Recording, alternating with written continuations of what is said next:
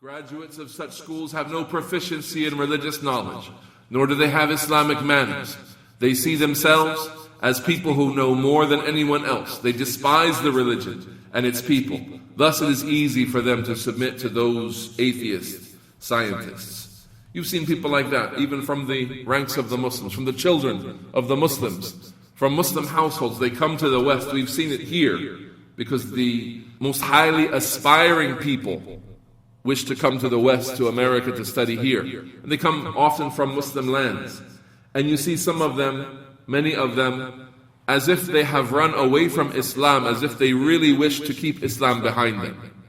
And they wish to embrace the non-Muslim sciences that are in front of them with every way that a person can embrace teachings. Meaning leaving behind everything that a person was upon. Leaving behind the way of their family, the religion of At-Tawheed. Right? And they look down on the people. You find them clean-shaven, dressing just like the disbelievers, looking and behaving, eating, every bit of manner, just like the disbelievers. You find them, they know how the table is to be set and how the fork is supposed to go and where the knife should be and the spoon and all of that. And if you ask them about a simple affair of the sunnah, they have no idea and they consider it to be a waste of time. It's not a waste of time to know the fork and the spoon, which side they should be on when you set a table. That's not a waste of time. That's serious knowledge. But then eating with the right hand? Who cares about that? What is this ancient, you have to eat, forcing your right-handedness on society? Don't you know that 10% of the people are left-handed? I guess your prophet didn't know that 10% of the people were left-handed. And they speak like this. We have more knowledge than these people. They consider the messengers to be foolish, and the teachings of the messengers to be what? Like beneath them. We're building a nation, we're gathering sciences together, we're moving on as humans to improve the human condition, and you're saying you can't eat with your left hand.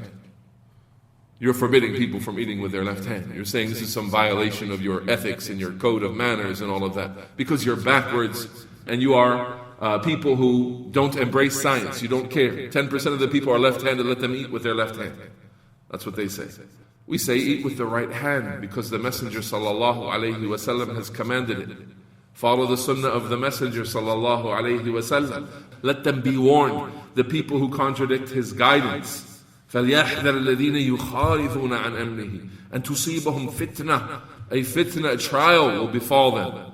Or يُصِيبُهُمْ عَذَابٌ أَلِيمٌ. Or a painful punishment will befall them. One of the two cases. We say, if we're talking about using knowledge to protect ourselves from harm, as they say, in a general way, to get benefits and to avoid disadvantages, then what bigger disadvantage is there than to be tried with a fitna from Allah or to be punished by a terrible punishment from Allah Azza wa Jalla?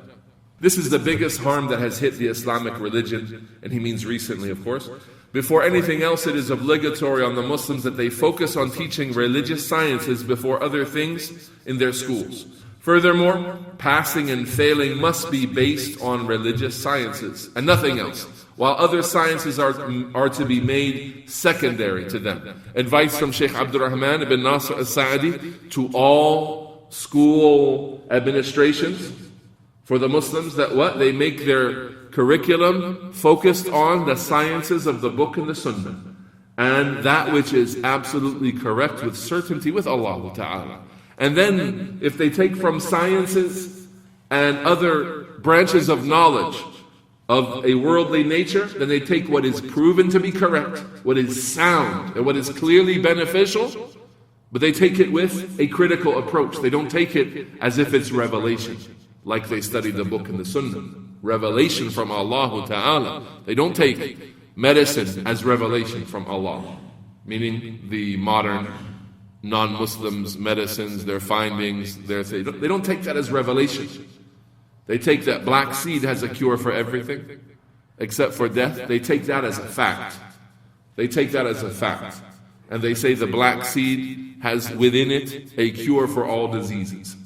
And modern science, whether it affirms that or not, whether it agrees with it, whether it supports it, whether there are studies that prove that according to their system of proving things or not, that is a fact, and that is first before the modern findings of people who do not have revelation with them. Why? Because the Messenger sallallahu alayhi wasallam said, Al-Habbatu Sawda, right, that the black seed is a cure for everything except as-sam, except death.